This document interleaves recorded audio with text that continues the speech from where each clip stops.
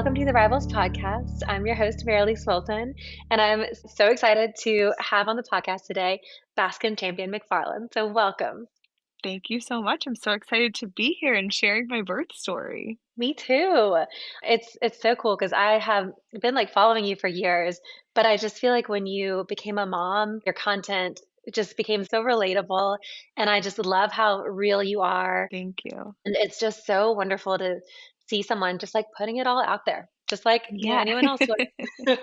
Yeah, we bear it all. My Instagram definitely changed from model pictures all of a sudden, like mom and the sweats from the past 3 days pictures. So everything's changed, but I really like to be relatable, and being a mom is so wonderful and so hard. And I just never want to make it seem like it's all easy. And I want others to feel like, there are other people who are dealing with the same things. Yeah. Well, I know that it personally really resonated with me, and that's why I wanted to like Thank reach out to you. you. That's so sweet. Well, thank you so much. Of course, thank you for coming on. I'm so excited. Me too. Now let's dive in. So, Here we Mr. Fox. go. Yeah, Mr. Fox. So, when you found out you were pregnant, first of all, what was your pregnancy like? And then, did you have a birth plan or preference or anything leading up to his birth? Yeah, so my pregnancy, obviously, the first 12 weeks are, I feel like, horrible for everyone. I threw up every day. Mm, But then I actually felt amazing during pregnancy. I loved being pregnant. I thought it was great. My anxiety went down. Everything just felt great. And I did have a birth plan. I wanted to do it naturally, no epidural, but I was open to it if I needed it down the road. But I have a pretty strong high pain tolerance. So I was like, I want to do this naturally. And as you know, birth plans just never go according to plan. never. And was there a reason you wanted to do it naturally? Honestly, the only reason was because I feel like I could work better with my body and like feel what's going on, which I've never done birth that way. So I actually don't know if that's even true. That's just kind of what I wanted to do. But maybe for the next time, we'll see. And I know you've mentioned to me before that your dad is a Yeah. doctor and Yeah. you had like seen birth before. How do you feel like that kind of affected or impacted your view as it was your time? Yeah, that was a little traumatizing. Me and my sister worked well, my family would go to Africa and my dad would work in the hospital, and so, there's no HIPAA there, you can see whatever you want. So me and my sister watched a couple births, a couple vaginal deliveries, a couple C-sections. I saw a C-section of twins, which was really cool, but Wow. also traumatizing. Yeah. But, birth in Africa is very different than birth in the States, and it Mm, was it was a little bit traumatizing to me and my sister both. We were like, we were way too young to be watching that, and yeah. in a third world country, what were we thinking? Yeah. That's a bit intense. It was intense. I definitely had a lot of fears around birth, but I kind of chose to just not think about it, like, it's a day, this too shall Mhm. pass, Mhm. and that is kind of what I did. That was my mindset, and that's also my mindset going into this. I'm pregnant again, I'm 20 weeks, so that's also my mindset going into this pregnancy, I'm terrified of birth, but we want more kids, so we're just praying that the Lord will keep everyone safe. And so you still feel like even after you've been through it, and we'll obviously dig into this, but even after Yeah. you've been through it once, it still feels scary to you? I think it feels even more scary this time. Just I think there's a lot of unknowns right now if I'm gonna be able to have a VBAC, if I have to have another Mhm. C-section, and yeah, I'm definitely a little more nervous going into it this time than I was last time. Yeah. And I know you told me, I don't know if you wanna touch on this now too, Yeah. that you definitely don't wanna share your birth story to scare anyone, but it is your truth and it's your experience. Yeah. Yeah, absolutely. My birth story is a bit traumatic, but everything turned out okay, and I think that's the ending, and I never wanna share it to scare people. I think I just wanna share it so people know to trust their instinct, and if they feel like, "Ah, something feels off, I should go to the hospital," but I don't wanna be that person who just shows up and everything's good. Like, you would so much rather go and everything be good, or so much rather go and save your baby. And so I'm Right. just an advocate for going to the hospital and trusting your body, and especially when you're pregnant. My dad and my father-in-law are doctors, so we're very you never go to the doctor. So I actually didn't tell anyone when I was going to the hospital because I felt like something was off because I knew they'd tell me not to. So I think Yeah. you just really have to trust your gut instinct. But no, my story is not to be told out of fear. It's just to be told, awareness, listening to your body, and also just how great our God is and how he saved my son. Hmm. Well, let's go ahead and talk about it. All right. So I had my 38-week appointment on a Tuesday, Hmm. and I went in, everything looked amazing. And I was like half a centimeter dilated, so all was good. I could feel my body progressing. And that night I was sitting on the ball, that medicine ball. I hate it, but it does work. It's a love-hate So relationship. it is. But I was sitting on the ball and I started having contractions and I'm like, oh my gosh, this is happening. And they stayed for a while, but and I'd been having a lot of Braxton Hicks, nothing progressed. So the next morning, Andrew woke up, went to work, and I got up, had breakfast with him, and then, no kids. I got back in bed, watched TV, and took a nap. Yeah. And Fox was always so active in my stomach. Like the kid did Mm. not stop moving day or night, just always moving. And so I woke up from my nap and I went to get my nails done. And as I'm in the nail salon, I just noticed he hasn't moved at all. And I'm like, that's strange. Like he moves a lot, but maybe he's just sleeping. So I Mhm. finished getting my nails done. I went to the grocery store and I'm, bouncing my belly in the parking lot in the car. I'm like, something feels wrong.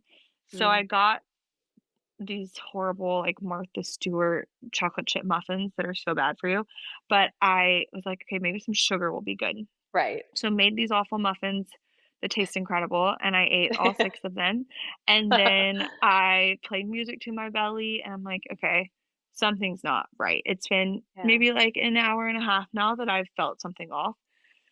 So I have a massage, though. It's like a 3 o'clock massage, and Mhm. I really, really want this massage. So I call the hospital, I call labor and delivery, and I say like, "Hey, my baby's usually active and he's not moving at all. Like, what should I do?" And they said, "Oh, you need to come in. Like, how soon can you be here?" And in my head, I'm like, "Okay, like we're good. Like, I don't need to rush, right?" So I go outside and I curb walk the neighborhood, and I'm like, "Surely he's gonna move." Doesn't move, and I'm like, "Ugh, okay." So I knew how to get to the hospital, so I Google Mapsed my massage place, and I'm like, "I'll just drive to the hospital. When I feel him move, I'll just head straight to my massage place." Right. So by the time I get to the hospital, I realize, like, he's not moving, and as I was driving there, and I really didn't wanna go, 'cause no one wants to just go to the hospital, No. I just heard the Lord say, "You need to go, like, go to the hospital," and I just was like, "Really? Like, my massage though, come on." So, I texted my husband, I said like, "Hey, something just feels wrong, I'm going to the hospital." So, Mm. went to the hospital, had to pay for the massage, which was a bummer, Ugh. and got there and they put they checked me in and they say put the heart rate monitor on, they say, "Okay, your baby's in distress, so we're not gonna let you leave." But we're Mm. gonna induce you. And I say, okay, does my husband need to come? And they say, oh no, like Pitocin and induction can take days. So, Right. like maybe have him head home. Do you have a hospital bag packed? Of course, I did not have a hospital bag packed No. or the car seat in the car. And so I call him. I'm like, okay, go home and pack a bag, get the car seat, and come on.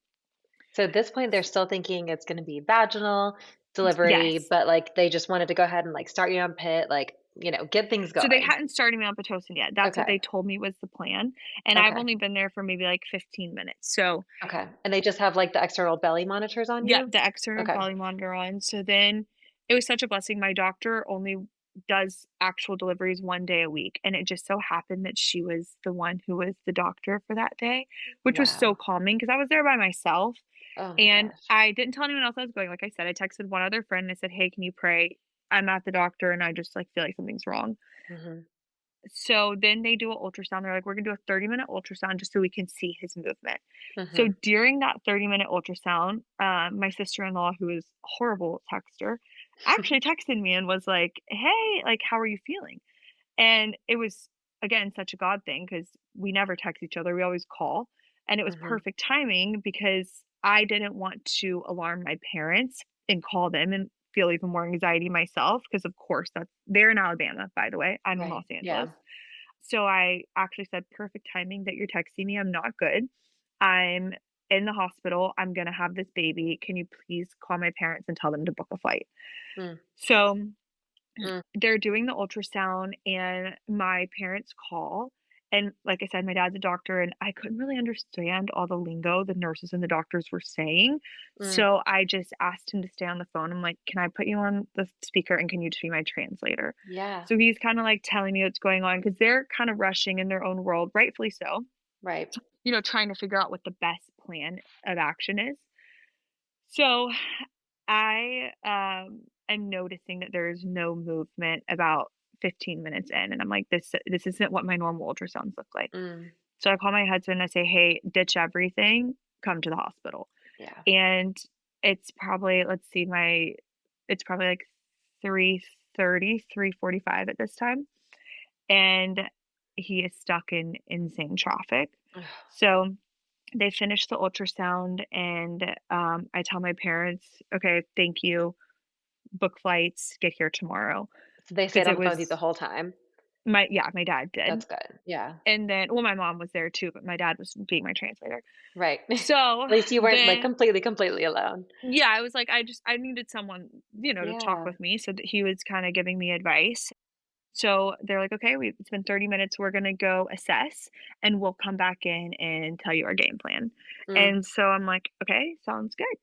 mhm. So everyone leaves except one nurse, and at this time, I've signed my life away. I've signed, "You can put me under if you need to. Right. You can do whatever you need to. Like, it's in your hands," which is really Yeah. scary, and I wasn't even sure what I was signing, to be honest with you, because Yeah. everything was moving so fast. I'm trying to tell my family what's happening. I'm trying to tell my husband. I'm trying to also be attentive to what they're doing so I know. So I'm just signing all these papers saying, "Do whatever." Mm. And I know that. I know I've signed that they can put me under, and I don't like being put under personally. No, I don't think anyone wants to, especially if it's, like, gonna be your birth. Well, right? I'm like, Yeah. absolutely not. Yeah. So they all leave the room except one nurse, and I'm hooked up to IVs. And I say, "I need to use the bathroom. Can you like wheel me and my IVs to the bathroom? Or I'll Mm. walk, but you take the whatever." Yeah. So I go to the bathroom, and when I come back out, there's a team of, I mean, I don't know, like 10 to 15 people, 10 to 12 people. And they say, "Okay, we're rushing you into an emergency C-section. Take off your socks." I'm already in a gown. "Put these Yeah. socks on." I wear a lot of earrings. "Take out all Yeah. your earrings. Take off your necklace. Take off your rings. Take all your jewelry off. We're walking to the operating room right now. Oh my If you god. wanna save your baby, like, get on your feet and go." And Oh I my say, god. "Okay, well, can we wait for my husband?" And they said, "Absolutely not. Like, if you want to save your baby, we need to go have the C-section immediately." Mm. And honestly, I was just so thankful that my doctor was there because she was the only person I knew. Right. And do you go to a practice that has a lot of doctors? Like, was it Yes. how like, oh my gosh, So wow. she delivers 1 day a week, so it could have Ugh, been anyone. So that's wild. I call my husband, I'm like, You need to get here, like, hurry." He's like, "I'm stuck in traffic on Sunset." I'm like, "Park your car and run. Like, I don't care, but Right. I need you here now." And labor and delivery is also in a different building than we go to for our appointments, and we had never been. So he didn't even know exactly where he was going, and I'm like, Oh my "There's god. valet. Just leave your car. I just ditch it. Like, I don't care." I bet people leave their cars outside of labor and delivery or the hospital all the time. Like, Right? they I'm like, yeah. "Just leave it. I really don't care." Yeah. Um, so I walk to the operating room, and they give me a spinal tap, and during the spinal tap, they lose the baby's heart rate and or heartbeat, and that was really scary. So I start to actually pass out, like, everything kinda starts going black. And Oh I my god. remember that I've signed that they can put me under, and I'm like, Yeah. if I can't stay awake for this, if I start nodding off, there's no questions asked, like, they, knock me out via my IV. Mm. So I just start praying out loud. I'm like, "Lord Jesus, like, keep me here, keep me with this, and keep us safe, and keep my baby healthy, and let Andrew make it." Yeah. So we get the spinal tap in. They lay me with my feet above my head. So they raise the bed the opposite way to get the medicine going as quickly as they can. Mm. So they're wiping my chest, like Interesting. asking, well, they needed it to go quick. They're like, "We do not Yeah. have a minute to wait." Right. So they're, rubbing my chest with the wipe, saying, "Can you feel this? Can you feel this? Can you feel this?" And as soon as I say, "I can't feel it," they say, "Okay, well, your husband actually is here. He just got here." Oh my So they let Andrew in, and he's wearing a hairnet, a God. mask, and he's fully scrubbed up. Yeah. And as along with everyone else in the room, and there's so many people in the room, Oh my God. and I'm terrified. So, your arms are out in a T, and I'm convulsing because the medicine's making me convulse, and I'm terrified. Oh my So God. Andrew comes in, and I'm like, "Okay, Andrew, can you start praying?" And he starts crying, and I say, "Okay, shut up, like, don't pray, I will pray. I need you to I take got off this. your hairnet, I need you to take off your mask, and I need you just, like, be here with me." Yeah. But side note, when I have panic attacks, my whole body goes numb, like, that's what I Mm. feel. So I felt like I was having a panic attack, and I probably was having a panic attack, Understandably. understandably. So I asked him, the only thing I could feel was my face. So I said, "I need you to press your fingernails into my face." And Yeah. he's like, "What?" And I'm like, "Just do it. Just Like press your anchor fingernails as you. hard as you can into my face so I know I'm here." Exactly. Mhm. Anchor me. Yeah. Mhm. So that's what he was doing. And I felt the second Fox was pulled out. And Oh again, my like I've God. seen C-sections, so I knew what was happening. Yeah. Obviously the curtain was up. So you couldn't So see anything. praise the Lord. But I Yeah. know, like, I'm picturing what I've seen. So I know that Right. they have yanked him out, and I said to Andrew, "He's out," and we didn't hear anything, and we're both Mm. just, like, praying, like, I mean, it was terrifying, and so Yeah. they start counting they called the time. It was 17:17, and they Mm. start counting. We hear, like, 3 or 4 people counting in unison, and they count all the way, 1, 2, all the way up to 6. And me Mm. and Andrew are like, "What is going on?" Because you can't see. Yeah. And then we hear the baby cry. Oh my And God. so the cord was wrapped around his neck 6 times, and it was a miracle. It was a miracle. And then they Yeah. called out that he was 7 pounds, Mm. and he was alright. And Andrew got to cut the cord, Mm. and we were perfectly fine. I definitely was disassociated when they handed him to me. Like, I couldn't hold him because I was convulsing so badly. Mhm. And Andrew had to do a lot of skin to skin initially just because I was in absolute shock. Mhm. But my sister and her now husband and my in-laws made it to the hospital by the time Fox was born. Mm. Yeah, I got to the hospital at 3 and he was born at 5:17. Oh my So gosh. like, I know that doesn't sound like fast, but they did a 30-minute No, it does. ultrasound. You have to, you know, do the paperwork. Like, it was very fast. You have So, to get, like, the epidural in you fully. Yeah, that's yes, very fast. it was very fast. But the whole time I was pregnant, I was just praying that the Lord would be made known through Fox's birth. Mhm. And I definitely meant in a different way than what happened. I didn't necessarily mean that way. But I will say I had all the doctors and nurses who were in the room were just telling me how much of a miracle that my baby was. They said, Yeah. "We don't see this happen. Like, we've worked here for 20 plus years, and we've never seen a baby live with the cord wrapped 6 times around its neck." Never heard that. We had, I was there for, I think, 2 nights. People were stopping by our room being like, "This is the miracle baby." And I'm like, Mm. "Wow, this is really cool." And I would Yeah. just get to tell them like, "Yeah, like, praise the Lord that he saved our baby, like, all glory to him." So it was really cool to see how the Lord was glorified through our birth, even though it wasn't what I had planned by any means. Mhm.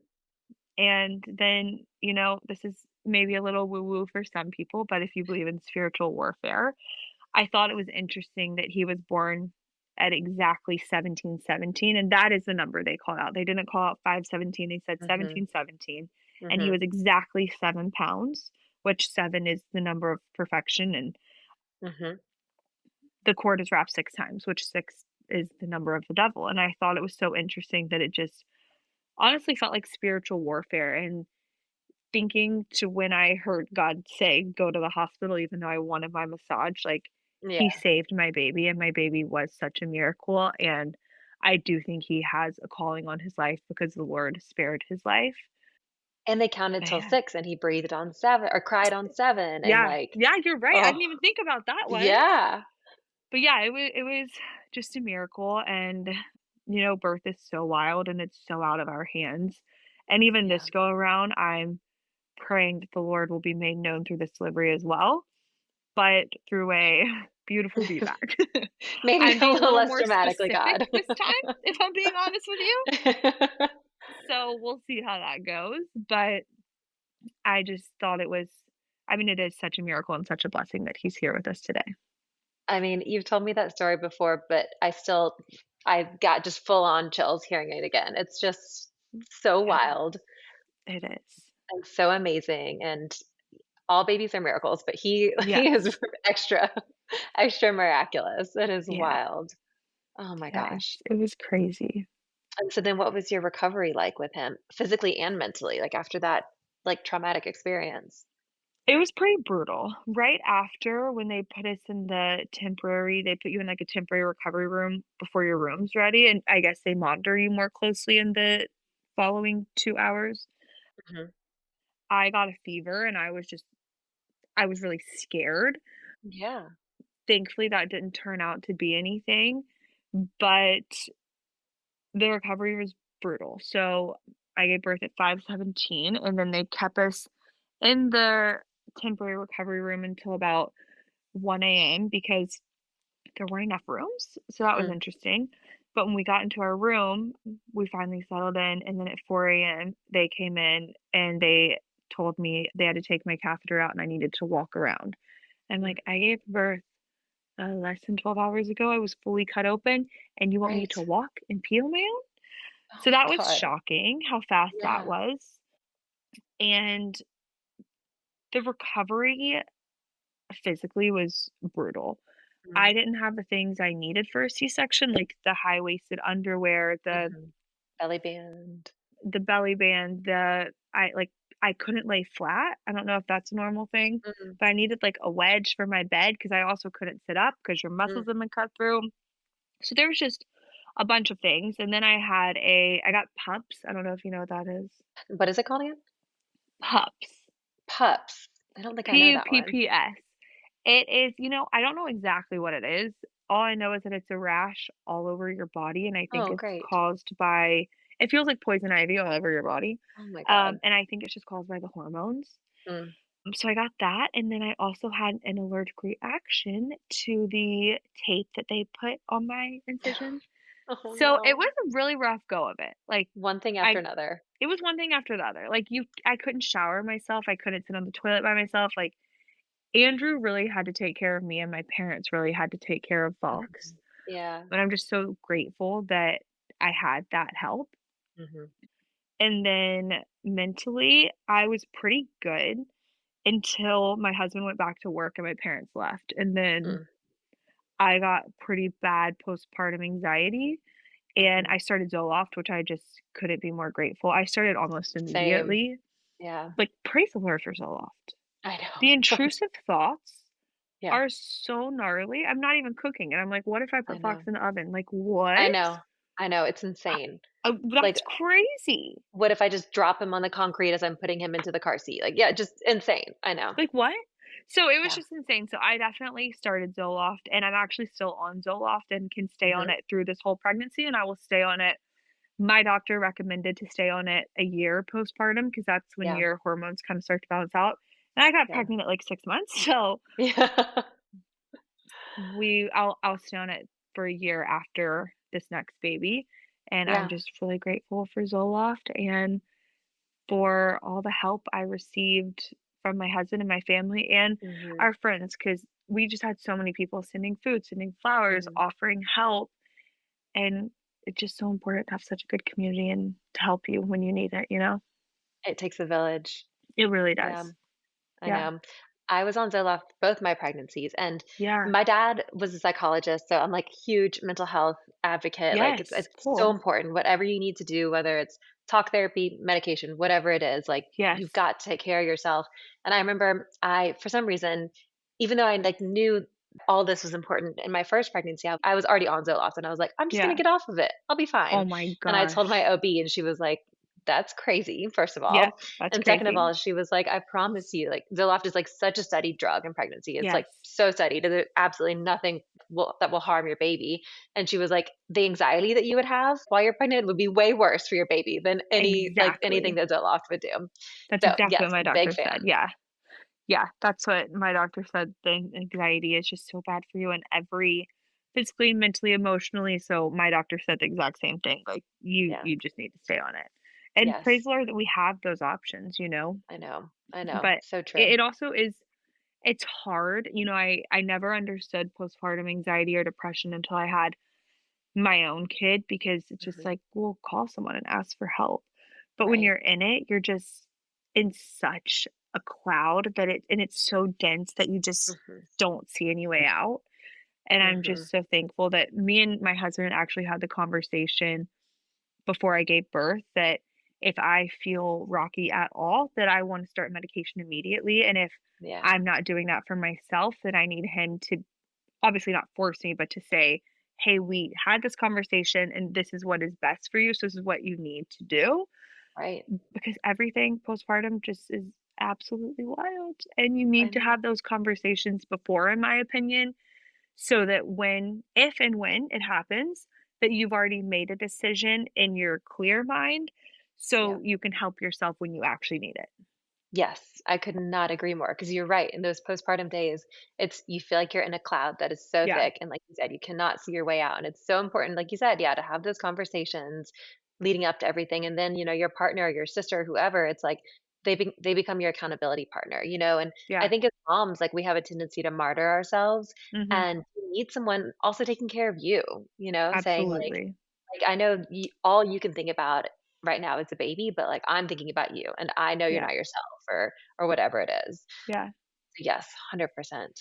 It's crazy, and I was kind of shocked by the lack of, um I haven't fully thought this thought through, and I'm pregnant, so I'm worried, like, how I'm gonna come off, but I guess, like, what insurance covers, you know? I mean, Yeah. Fox was nursing every hour, so every I woke up every hour for Ugh, months until we sleep trained. We did Moms on Call, and praise the Lord for them, yes. It's an but Atlanta company.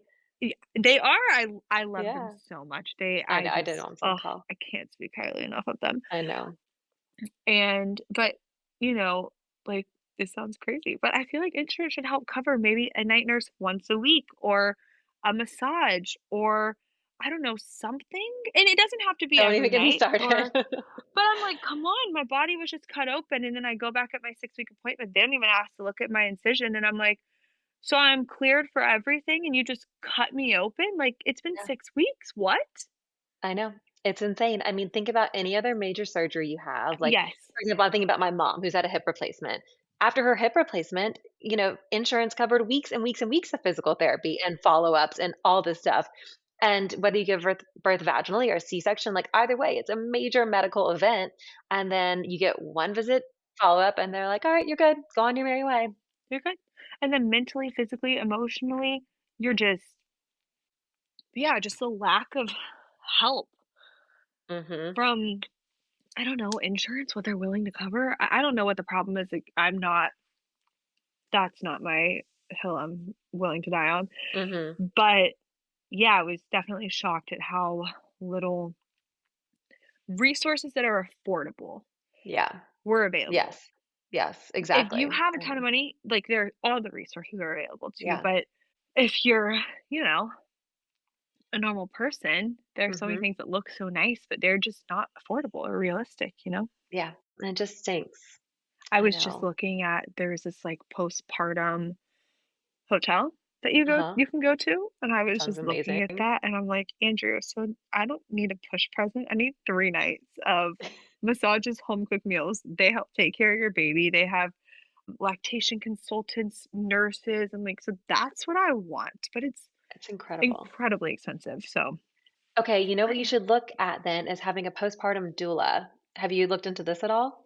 I have not. What is a postpartum doula? Okay, I have a whole episode about it, so you should listen. Great, okay. It's amazing. It's this thing that everyone should know about. It is basically what you just described, except for they come to your house and they don't have to spend the night unless you want them to. But they come to your house, they care for you, they care for your baby, they cook you meals, they run errands, and you could No have them for, way. 5 hours, 10 hours, like whatever it is. I had one with both of mine, and she's still in my life to this day. I love her, and it was shockingly affordable. It was Yes. affordable? No Hmm. way. Yes, I know. I mean, I don't I know will what be the prices looking are at like in that. LA. There may be like Yeah, the upcharge, but I'll be looking into that as yeah, soon as we finish this. Yeah, look up postpartum doula. Okay, pivot, but I've always wondered, where yeah. did Fox's name come from? So, of course, as a girl, I have a list of like 100 names I love, and Yeah, Fox was on there, and so my cool. husband liked one of them, and the one name was Fox. Of course. The reason is because it's his mom's maiden name, actually, so it's a family name. I love that. So it's my mother-in-law's maiden name, and then his middle name is Champion, which is my maiden name, Right. and then we're using family names again, second round. So I So you think we already might have just it have to. decided. Oh, we've had it decided. I knew it was a girl before we got the test back, and we've Yeah, had the name decided honestly since like I found out I was pregnant at 5 weeks. that's awesome. So yeah. So with both of my kids, we did surprises for both of them, so we didn't know if they were boys or Mm-mm. girls. Yeah. That's so bold. It is not for everyone, but it was really fun. It definitely like I always tell people like it was we loved it. It was a great time, but it's not for everyone. And I should have known both times that it was going to be a boy because we could not agree on a girl name to save our lives. Like it was so So hard. Something about girl funny. names was much harder for me. I don't know. I thought boy names are much harder. That's funny. Oh, interesting. Well, Well, Fox is girl names perfect. I love that name. you can give them a boy name, and it like works. That's But true. giving a boy a girl name doesn't work as well, in my Yeah. opinion. Wait, so where did your name come from? Because we both have unusual names, and that was also part of the pressure I was putting on myself as a Oh mom was I yeah. wanted to give my kids unique names because I like having unique name, but Yeah. it's like a fine line between cool, unique, and just like weird, you know? Yeah. So, Yes. So my name's actually a family name. My first name legally is Sarah Baskin. It's okay. hyphenated. Being from the South, that's what we do. Oh yeah. And I had no middle name growing up. Now I've moved Champion to my middle name, my maiden Hmm. name. But my great grandparents' last name was Baskin. And then my grandmom was named Sarah and her maiden name was Baskin.